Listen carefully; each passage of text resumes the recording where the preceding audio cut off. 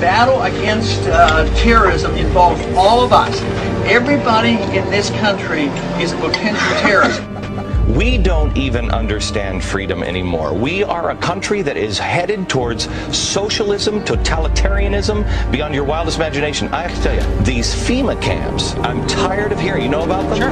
I'm tired of hearing them. I wanted to debunk them. Well, we've now for several days done research on them. I can't debunk them. I don't know anything about them. It is our government. If you trust our government, it's fine. If you have any kind of fear that we might be headed towards a totalitarian state, look out, buckle up. There's something going on in our country that is ain't good. FEMA plastic coffins, detention centres, armoured checkpoints and armoured military vehicles for civil purposes are well-documented facts. For the United States military claims stores of guillotines. The latest revelation of Obamacare sanctions death by guillotine, code ICD 9E978. However, Obama was only following... Obamacare is full of endless surprises. Yeah, you want to go Google Obamacare ICD-9. It's the code that confirms execution by beheading. Yeah, that's within Obamacare. That shouldn't come as any kind of a big surprise to anyone, considering that that's what they do in that part of the world. You know, they cut people's heads off. And Obama is from that part of the world. And that's what he's got built into Obamacare. The guillotines show that Obamacare is not about American health care. It's about global health care. But it's not really health care. They've got to have some kind of a political structure so as to be able to kill anybody they want to in any nation on earth. They got to get every person on the planet involved, and health care is the best idea that they came up with because everybody's going to need health care sooner or later. So the guillotines are in there, and we know that the guillotines is implemented by the World Health Organization, which is international office of the United Nations. So this proves doubly that Obamacare has nothing to do about American health care. It has to do about global health care. America better wake up if we're going to live in this country with any kind of freedom and liberty. It's hard to miss. 60,000 pounds and 13 feet tall. The bulletproof armored vehicle is a hand-me-down from the military. It's part of a program where surplus military equipment is given to local law enforcement agencies. It's simply a way to move our officers around in a protected environment.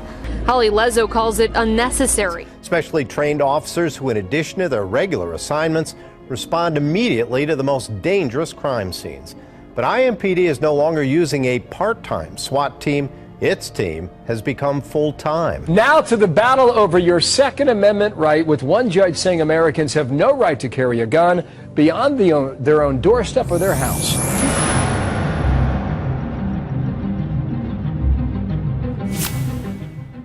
And his power shall be mighty, but not by his own power.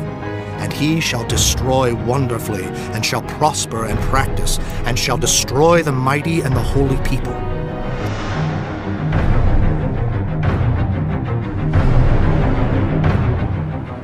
And today, the president at a briefing with FEMA. As hurricane season begins, we have to remember that responding to a hurricane is a team effort. That the shelters are overpacked because people are losing their jobs. They're going from their apartments to homes to the city shelters. The city's homeless problem, however, is worse now than ever, according to a new report which says that nearly 115,000 people went homeless last year, including nearly 40,000 children. He was charged with violating Orlando's new city ordinance that bans feeding homeless people gathered in large groups. Like sleeping on a park bench, eating on sidewalks, or congregating in public spaces, all crimes. This would, in effect, criminalize homelessness. The regulations are so out of control that in cities all across the U.S., you now have to think twice before giving a hungry person anything to eat. Out there that has passed legislation that is criminalizing homelessness. City council members in Columbia, South Carolina, recently voted unanimously to give people on the streets the option to relocate or to get arrested. And they are actually arresting the homeless and shipping them to encampment centers. Shelter or prison for the homeless, looking at their downtown business districts, want to bring in people, but at the same time, let's look at addressing the root cause of homelessness, not criminalizing, the fact that someone, just doesn't have a home because they may not have the job, they may not have the money. A lot of other cities are looking at other ways to address homelessness, not, arresting them, shipping them out to someplace in the middle of no place and putting them in a shelter that may or may not be homeless jail. So yeah, well, very interesting. It's not addressing the problem. It's just that mentality of locking people up and throwing away the key and trying to just forget about it and not even have to acknowledge or visually see that this problem exists anymore, which I just think is a horrifying development. Everything is set into place.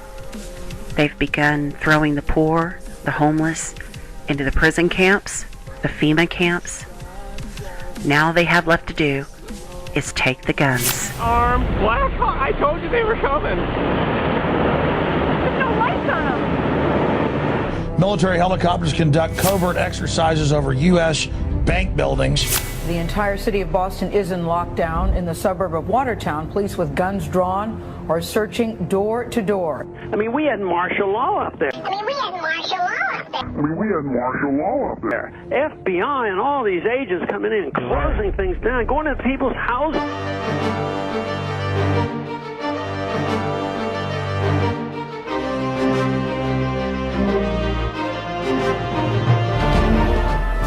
Those that didn't fit in Hitler's Germany had reason to fear. The Nazis allowed no opposition.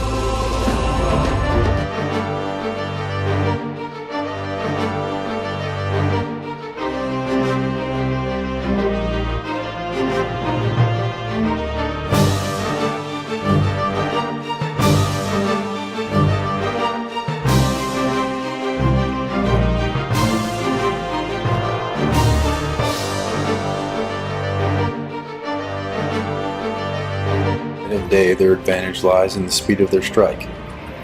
At night, they seem to appear from the darkness. Marines and sailors of the 31st Marine Expeditionary Unit's Maritime Raid Force conduct a series of urban assaults as part of a realistic urban training exercise created by Special Operations Training Group. The exercise uses aggressors, improvised explosive devices, and high-value targets in a simulated community.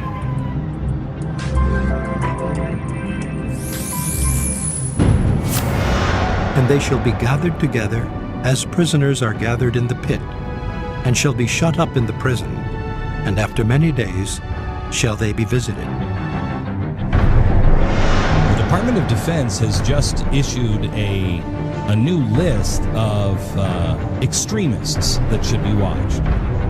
And on that, in fact, number one, past the Muslim Brotherhood and past Hamas, Hezbollah, number one, evangelical Christians. We begin tonight with a newly leaked U.S. Army military police training manual for what they are calling civil disturbance operations. The Army manual outlines the plan to kill rioters and demonstrators in America. That's right, they have plans to confiscate our firearms and kill American citizens on U.S. soil. This during a mass civil unrest. I guess shooting innocent civilians, perhaps. Our own military being trained for armed conflict with U.S. citizens.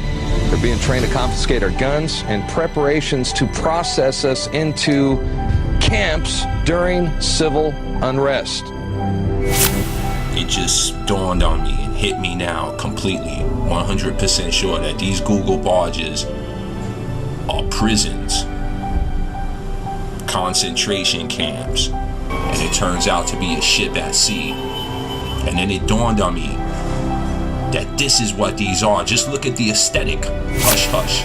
Why? Look at the way it looks, and then go look up other prison barges. I'm gonna post a link, and I urge you people to check it out. I urge you to warn people around you. These are prison barges. These are prisons. Probably hundreds of these that are not seen yet. Anybody who doesn't get on the ball and get rolling with the program is going to get shipped out. Northrop Grumman's much-feared spy copters, lest we not forget that in the past 2 years, FEMA has ordered over 180,000 of these prisoner containment boxcars. Brothers and sisters, and she got arrested outside and thrown in the car. Held her down, the cop reading her right. We had this homeless girl that we were helping. Homeless, got picked up in the street by the police.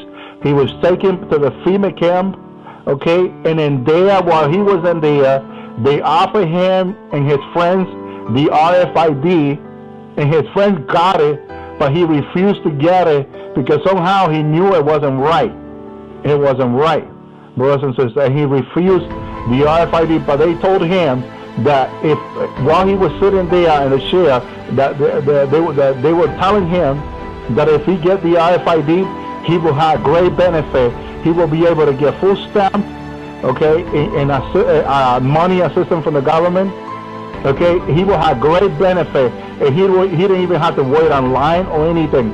It will just go to his account because he has the RFID. It will be so easy for him, okay, to buy things and just get whatever he needs to get right away. In the government will make it to him very easy.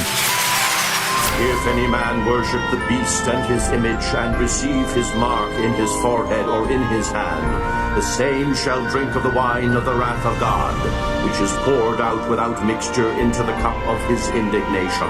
And he shall be tormented with fire and brimstone in the presence of the holy angels, and in the presence of the Lamb. They call it a residential center, but it looks a hell of a lot more like a prison to me.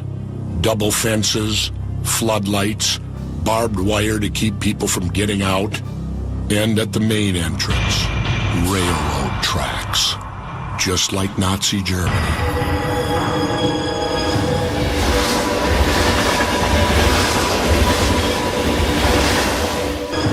It's hundreds of thousands, plastic, coffins. So each one of those is a separate coffin stacked on top. There's probably, 20 to 25 per stack.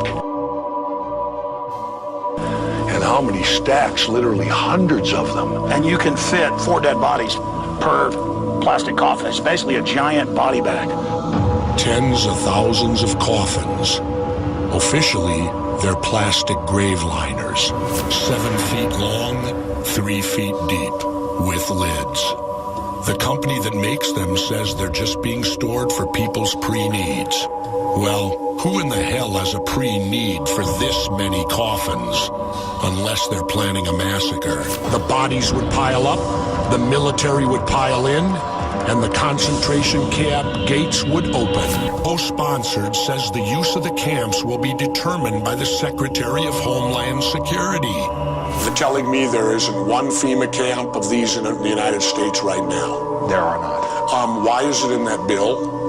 What is exactly in the bill? It talks about building FEMA camps, doesn't it? In that particular bill that we're talking about? What's the bill number? 6 FEMA camps to be built within the United States. How can a bill state that there'll be 6 FEMA camps built in the United States, and then I'm being told there are none? I think those are locations for if there's a disaster like in Katrina. I think that's what it is. It's not any kind of a concentration camp or anything to round up citizens. They can come and go as they please. Exactly. They won't be locked. No. They can go in and out, because the place I saw in Texas is locked. You can't go in and out of it. Well, it's probably not being used either for a couple of years. We have films of children playing on the swings and the slides and stuff, and this one technically falls under Homeland Security. Well, I don't know. I haven't been there, and I don't know who the children are, and the children are probably very happy. Where have we heard that before? They're probably children of the people that manage the place, I imagine, but they're not people that have been taken there, by some green monsters in a machine. I have fear of my government, not green monsters and machines from outer space. I have enough fear from here. Fear none of those things which thou shalt suffer. Behold, the devil shall cast some of you into prison, that ye may be tried, and ye shall have tribulation 10 days.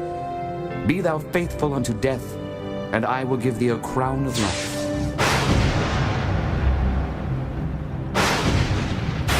It's no surprise that the United States incarcerates more people than any other country in the world. If you look at the newest statistics, I think some of the findings are pretty jarring. In fact, we have 6.9 million people in the United States that are either in prison, 6.9 million people in the United States that are either in prison, on parole, or on probation.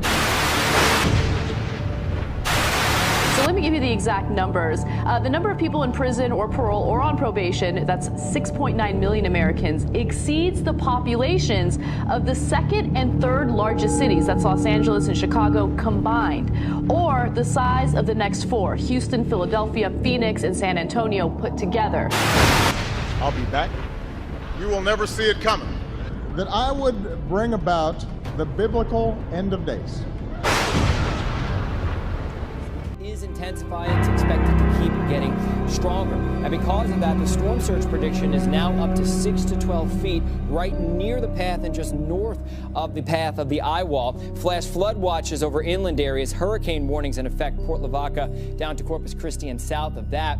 Here's the official forecast track from the National Hurricane Center, making landfall early Saturday morning. Look at this, it's a Category 3 storm. The first time we've had a Category 3 landfall, if it happens, since Wilma back in 2005. But then the problem after that is the system basically crawls to a stop and lingers over the same area for about 3 to 4 days or so. Now, in terms of how strong we think the hurricane's going to be, most of the computer models forecasting a Category 3 storm, a couple forecasting a low-end Category 4. That's a strong one. This is a look at the wind field with the system, and as it moves in, we're expecting wind gusts over 90 miles an hour, possibly over 100 miles an hour. That's late Friday night into Saturday morning along the coast of Texas.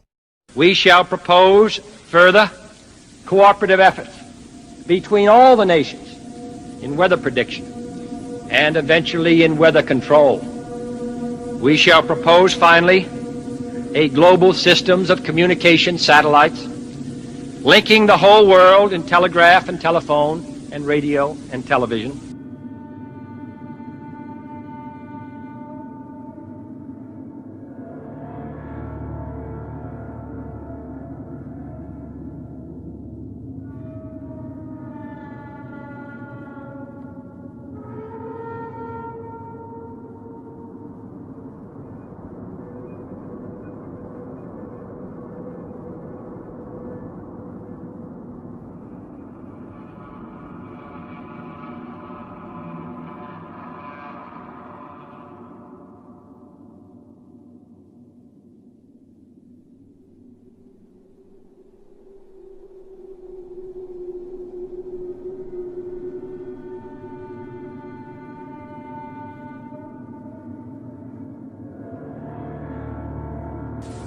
The day need not be far away when such a system will televise the proceedings of this body to every corner of the world for the benefit of people.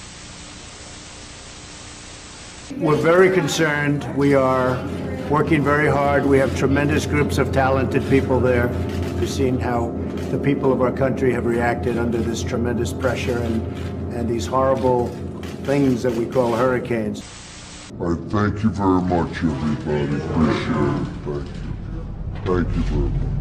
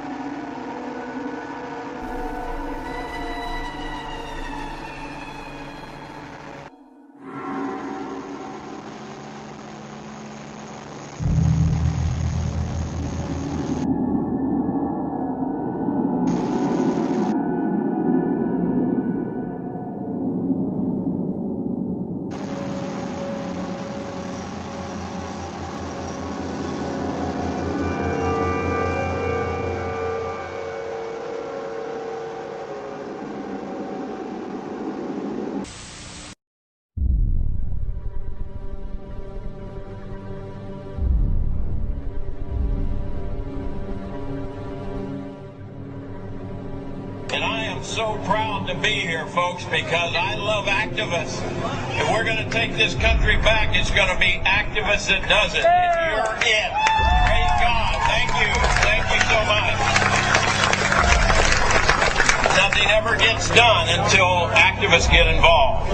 And we're going to take this nation back, doggone it. We're going to take it back for God in the Constitution.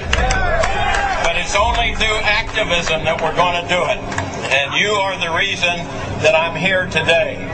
Praise God. I'm just so pleased to serve with you at this time in our nation's history.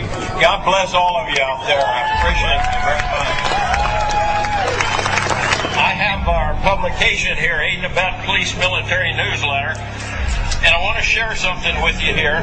I have a good buddy at one time, J. Edgar Hoover, director of the FBI. He was not a homosexual like they say. That was a lie that they built up to discredit him.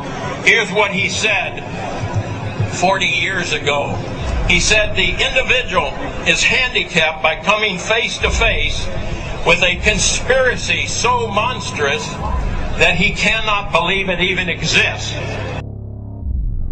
And that's the problem we have today. This conspiracy is so monstrous, so demonic, that we tell people about it and they say, you're crazy. This is America. It can't happen here. So J. Edgar Hoover said that it was a conspiracy so monstrous that people don't even believe it exists. And that's the problem we have today, folks, is doing that, convincing people that this conspiracy is real.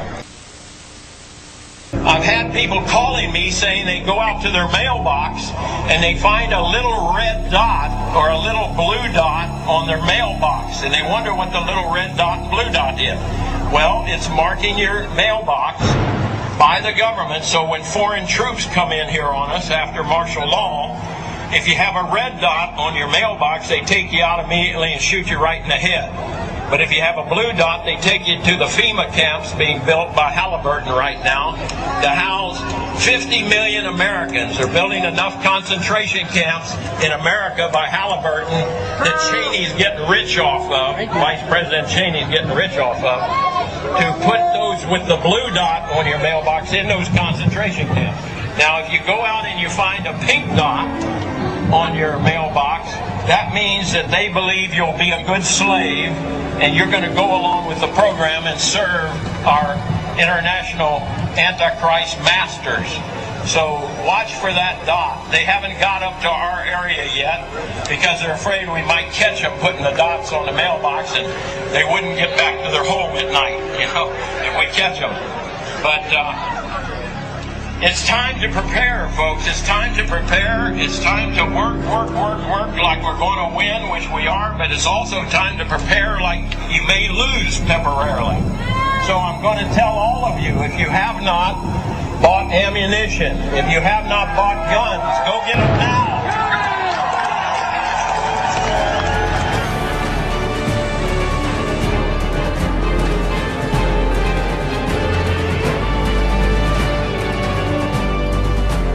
Beginning today, more than 1,000 American troops will descend across 7 Southwest states for a 2-month military training exercise named Jade Helm 15. It's expected to be one of the largest military training exercises ever performed on domestic soil. But Jade Helm 15 is being met with suspicion by a lot of folks who live in the areas where it's supposed to happen because of this military handout. The map shows 7 states involved and labels certain states like Texas hostile territory. All the Army really says is they are developing new warfare tactics in a landscape that resembles the Middle East. In the legend, it states that red is a hostile area. Now, why is the federal government calling Utah and Texas hostile? And that there are kill plans in place for everyone who's leaning hostile. Involves a night jump by paratroopers onto a military base outside San Antonio, where they are going to link up with the special forces who have already infiltrated on the ground. And that is the classic example of what the military calls forcible entry. Wherefore take unto you the whole armor of God, that ye may be able to withstand in the evil day, and having done all, to stand. On Facebook and on Twitter, they're wondering what's with the X marks that have been left on street curbs. Residents of at least 2 Northside neighborhoods report seeing more and more of these things, so we sent out our Jesse Degollado to check it out. If X marks the spot, then why here? Why are there small red X's scattered here and there along curbs and sidewalks? Even X's that were apparently cut into fresh cement, then colored blue. Our intelligence unit is looking into it. Our North Property Crimes unit is looking into it, and we also have our patrol officers in the area are well aware of the situation. So are they a way of alerting burglars who's home and who's not? It doesn't appear that there's anything sinister going on. Still, police aren't ruling anything out. Maybe they're markings for underground utilities. That is one of the prevailing theories that we're looking into, that it could be. Yet SAWS, CPS Energy, Public Works, and Solid Waste Management tell us they don't use markings like this. You know, I never noticed that up until now. Olivia Guzman, who has a red X in front of her house, agrees given where her utilities are located. No, they're over here. There's the phone, AT&T right there. Then why are they here? I would like to know why somebody will mark the front of my house. Now, SAPD tells me that this is not against the law, but it is trying to confirm whether a company was going door to door and then left these X's in front of houses that perhaps weren't interested in what they were trying to sell. Now, they also will be looking into whether the red X's and the blue X's are somehow connected. Is because some of these people, this is a new normal. They're never going to go back home. So they want to help them as much so that they're never just walking out of here and feeling like they're going back onto the street. They've worked with them throughout the process here to help them adjust to this new world order that they're going to be living in after this. To help them adjust to this new world order that they're going to be living in after this. To help them adjust to this new world order that they're going to be living in after this. And I imagine there's so many questions, so much concern, and all of those people, it was almost like on cue when you're talking about the army of volunteers, a flock of nuns walked right behind you. I mean, it could not... All of this as well, what can you tell us? Let me introduce you to Danielle here. Danielle, you just arrived. Share with us how you were rescued. Some guys had called our phone and asked us where we were because we was waiting for the police for like 36 hours and they never came. And we was waiting at the home. We did the white flags and everything and nobody came. But then somebody had called the phone after we decided to leave the house and we had walked to the gas station with the kids. And then they had called and came and picked us up. But we had been there like 5 days with no food and no lights and nobody came. Now, you're with your children. We've heard of stories of mothers trying to save their children from the rushing waters. Can you tell us how that was? 4 feet of water to go get them food on the first day. Yeah, that's a lot of shit. But y'all sitting here, y'all trying to interview people during their worst times. Like, that's not the smartest thing to do. Like, people are really breaking down and y'all sitting here with cameras and microphones trying to ask us what the fuck is wrong with us. So I'm so and sorry, you really trying to understand with the microphone still in my face, with me shivering cold, with my kids wet, and you still putting the microphone in my face. Sorry. Rosa Flores, it sounds like you've got a very upset family there. We're going to take a break from that, and we'll get back to you later on. Rosa Flores in Houston for us. Thank you.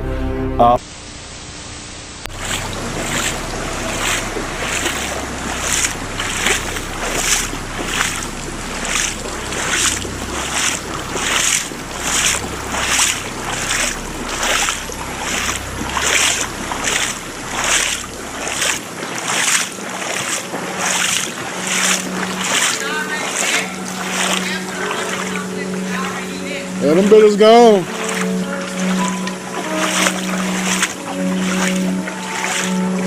Shit.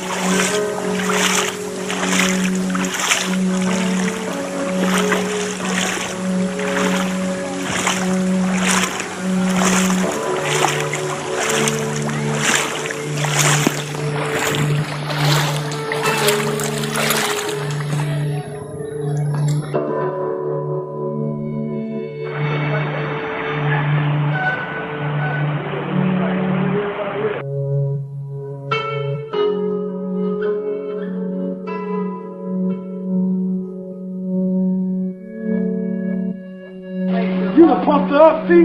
Hey, listen, you done fucked her hand up, she don't want me to do nothing. You fucked her hand up. did that? Who did that? You know, she did that.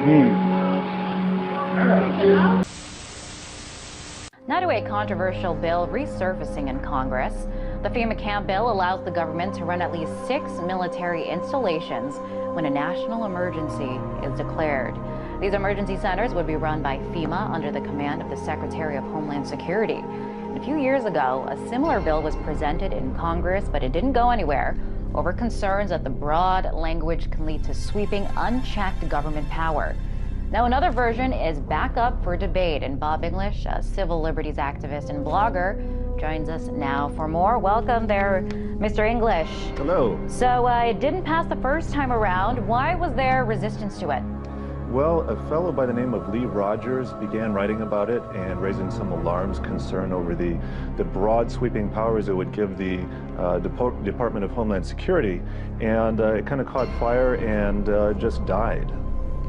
It just died because people were afraid of what this could lead to. Exactly. There were concerns that there were parallels to the Japanese internment facilities in World War II that we saw, and for practical purposes, the financial mess was going on and there were other things to be dealt with at the time. Okay, so there were concerns over the vague language. It didn't pass. Now there's this new version of the bill. What's changed? Well, they took out the vague language so that the centers are specifically set up to house, shelter, even educate people for extended periods of time, but they are limited to that specific purpose. Okay, so of course this legislation is meant to be enacted in the event of an emergency. But what exactly does that mean? What is the definition of emergency, especially when it comes to this legislation? When would it be enacted? Sure. We have to go back to 1988 to the Stafford Act bill to actually get the definition of emergency, and this covers things like tornadoes, floods, hurricanes, natural disasters, but it also gives the president to declare an emergency to avert a catastrophe, which raises the issue of preemptiveness. Okay, but this also, this is, the goal here is to mobilize resources to have this plan to prevent a tragedy from happening, but also a reaction to it, right? Yes, a reaction, and that's where some of the concerns for civil liberties activists comes in, because it's a slippery slope. Once the government has this power and all these centers are set up, and it's at least 6, maybe more, probably more. There is a real potential for the abuse of power here. Okay, interesting. You know, we have this map that shows how the U.S. would be divided in the event of an emergency, if we can pull that up there. There it is. So this is how the U.S. will be divided into districts. You see 10 of them there. This is according to the National Emergency Center establishment. Can you describe what this map is? What exactly does that mean? I mean, it doesn't really make sense in terms of states as we know them. What is this classification system? What are the purposes? It doesn't look like the map that you and I saw in elementary school. Not at all. Effectively, the U.S. has been cordoned off into these different districts. And so these new emergency centers will be spread out throughout the United States in most of these eventually. And it gives FEMA and the Department of Homeland Security jurisdiction over what goes on in these places during a time of emergency. Okay, I want to go into what, because this act does make some specific examples, some exclusions, set some limitations, I should say.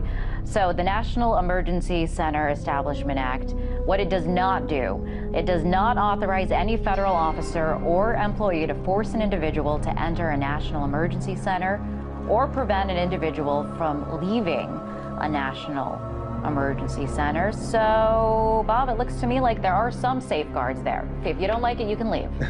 Well, I'd like to think so.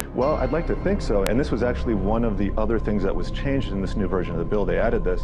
But if you read what they're saying, you know, federal officer or federal employee, that doesn't cover members of the military. And since these are going to be installed in decommissioned and existing military bases, you're going to have people from the military there. So that doesn't cover members of the military. And since these are going to be installed in decommissioned and existing military bases, you're going to have people from the military there. So So I would think they will have people, namely the military, who would be able to force people to stay there or prevent them from leaving. Now, for civil liberty advocates like yourself and others like you that are worried that this could be a precursor to government overreach, what would satisfy your, what would make you more comfortable with this piece of legislation, I guess? Do you think that the language in it should be clarified, that it's not so vague so that it could be interpreted and abused? Ideally, it would be withdrawn, but if I were forced to live with it, I would want the restrictions on keeping people in there to extend to the military and, in fact, to anybody, not let the states or even local governments have that ability. Okay, Bob, so we're talking about emergencies, we're talking about disasters, we're talking about chaotic situations where some order hopefully the goal there is to be established. And, you know, some are going to say desperate times call for desperate measures. So doesn't that ring true for natural disasters and cases like that? What do desperate people in the government do in those situations? Like I said, I think it's a slippery slope, and we don't really need people in power with these vast sweeping powers to begin with. In fact, underneath the bridge, and they were loading up with as many people, it's got to be dozens of people in the back of that thing. Gosh. They take them to a nearby Walmart, and then the Walmart, they take them to a nearby Walmart, and then the Walmart is where, I guess, metro buses or school buses will take them to the shelter. The question is, what shelter are they taking them to? The question is, what shelter are they taking them to? Because I heard Tom say GRB is overcrowded and or not overcrowded, but at the capacity they had planned for. So I think they're, gosh, I certainly have that question. I don't know if we've answered it. But that's what you mean when you say disorganized organization, because there is at least some kind of system. I mean, earlier we've seen reporters have situations where people come out of water like this, and it's late at night, and they're wet, and with their children and their pets, and they really have nowhere to go. At least they have a system where they're taking them to a Walmart where they can be inside and wait and figure out what comes next. Absolutely. I think the people I talked to, all, with the exception of one, they all were eager to go wherever the truck would take them. Interestingly enough, hours ago, as dusk set in, the Coast Guard helicopters and the National Guard helicopters had pulled away. I hear one. There's no way we can see it. It's too far off, but I heard it pass over, a military helicopter. I had talked to a sheriff's deputy earlier. They said they had a quadriplegic who was stuck in his home and obviously needed immediate rescue, but and they were going to try and do that one with a chopper. I don't know if that's what we're hearing, but I know that was something that they were discussing. Well, Ted, as it just continues to be these groups of people walking. Oh, as we watch these pictures, it's just, you know what this has turned into is a humanitarian crisis here, because clearly when you have a city that's paralyzed and then you have tens and thousands of people needing to be rescued and so many more at the shelters, and we're looking at pictures like this, even on the third day, nearly approaching our fourth day, we are dealing with the humanitarian crisis. It's only going to get worse, because where do all these people go? Are there enough shelters? What about food? What about clothing? What about hopefully they'll open up more churches. Right. That's certainly a big resource we have in this community. A lot of churches that hopefully will step up. Any thoughts on that, Ted? Well, I think we'll get to the point. Well, I think Art and Gina will get to the point where I think we'll realize that we cannot shelter this many people in a city even the size of Houston because of the crisis that we are dealing with. That our resources will be so strapped that we will likely have to accept other people's offer to shelter some of our neediest. Harvey's aftermath as they try to go back to normal. We take a closer look at some of the complications people are facing and how you can get assistance.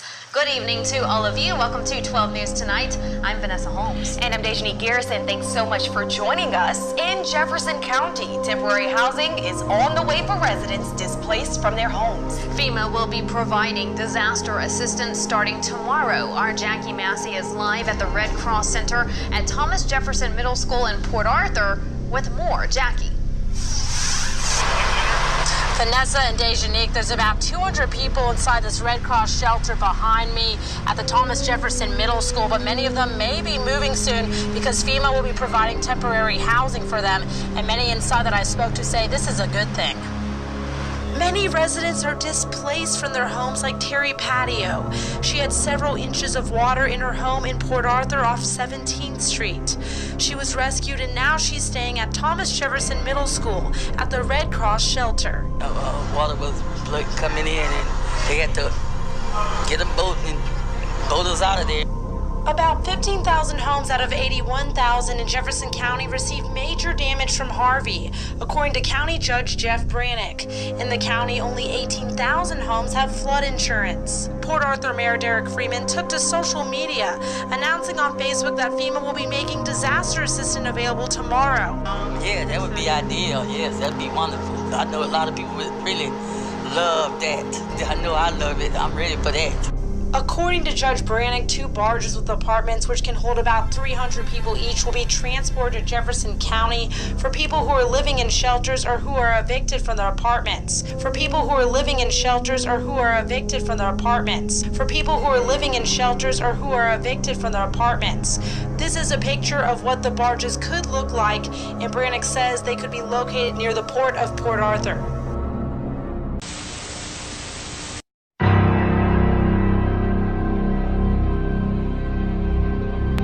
I got displaced too, yes, me. I got displaced too because of the flood and because I have my dog and a whole lot of other stuff. And I'm here with this nice gentleman and there's some other people. It was a whole lot of people here, probably about 200-300 people. And there's like a long line of people over there just now getting here. And there are thousands of people in here, but I can't go and show you for public, like, privacy reasons. But I can't go and show you for public, like, privacy reasons. But I can't go and show you for public, like, privacy reasons. And Sergeant Sanchez of HPD just got through threatening to arrest people if they wanted something to eat. Now, members of the Red Cross are supposedly trying to find food because they can't find it. However, members of certain police departments are getting steaks and hamburgers and fresh food. Well, mind you, this is actually food from yesterday. So, and they have like tubs and tubs and tubs of the food, but they won't feed the people. Like this shit is real. Well, you gotta be kidding me. You guys are gonna just look at this one. We got FEMA barges, ladies and gentlemen, coming to Houston. This moron, somebody, I think it was like a mayor or something, said they're like river boats. They're like river boats. They're like floating prisons, you moron mayor. Look at this, you guys. We got FEMA barges. And by the way, I heard they didn't even pass inspection. These things look like a jail inside. Port Arthur mayor clarified temporary housing situation for city. This guy right here, Derek Freeman, the mayor, posted a clarification to the temporary housing situation regarding the FEMA barges coming to Port Arthur. Mayor Derek Freeman posted a clarification to the temporary housing situation regarding the FEMA barges coming to Port Arthur. There will be 2 FEMA barges which will hold 300 Arthur. On his Facebook, clarifying about the barges that will be used to house displaced residents.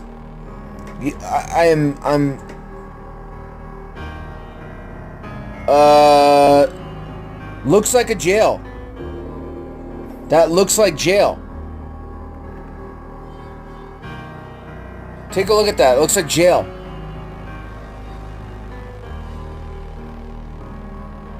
And they're floating on water? FEMA barges? You gotta be kidding me. Port Arthur, please allow me to clarify our housing situation as of right now. We have 270 citizens in shelter. We have citizens in...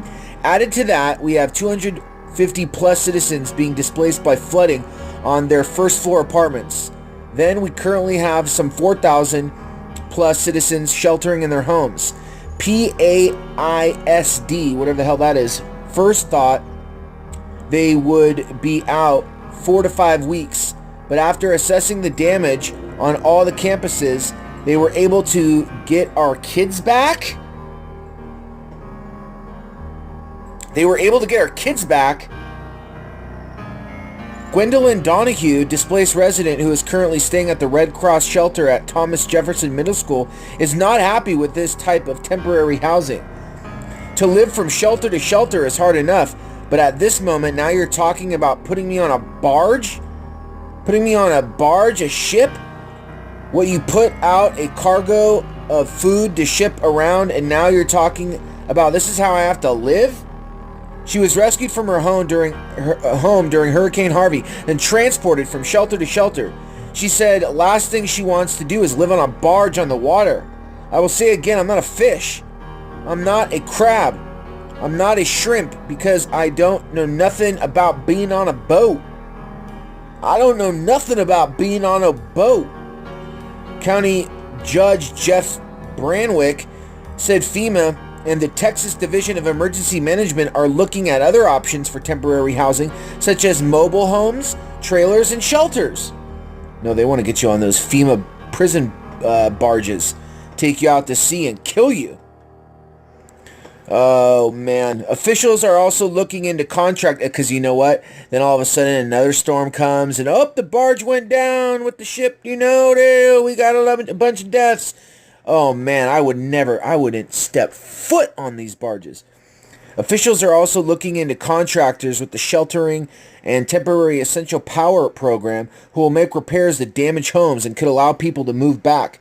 Patricia Mooney, another evacuated resident, said she would not mind living on a barge. It's a nice place to regroup. Get yourself together, give it a try. You don't know until you try, said Mooney. Mayor Freeman said 3 meals a day will be offered at the barges along with laundry and satellite TV. And when another hurricane comes and basically flips over the barge, you'll be dead. But until then, you'll have satellite TV. You never know until you try it. Get on the barge. Officials are looking at different security options and are discussing the possibility of separating men and women on the barges. Judge Brannick said he believes a screening process will be in place to prevent sex offenders and criminals from staying on the barge. Oh, this gets just better and better. This just gets better and better. This gets better and better. So, ladies and gentlemen, welcome to hell. Yeah, your new house is here. It's called the FEMA barge. It's called the FEMA barge. And it's hell on earth. So let's pack you all in there, and then when the next storm comes, we're going to just basically have it sink to the bottom of the sea. Good riddance. But you'll get your satellite television and 3 square meals a day. And I saw the souls of them that were beheaded for the witness of Jesus, and for the word of God, and which had not worshipped the beast, neither his image, neither had received his mark upon their foreheads or in their hands. And they lived and reigned with Christ 1,000 years.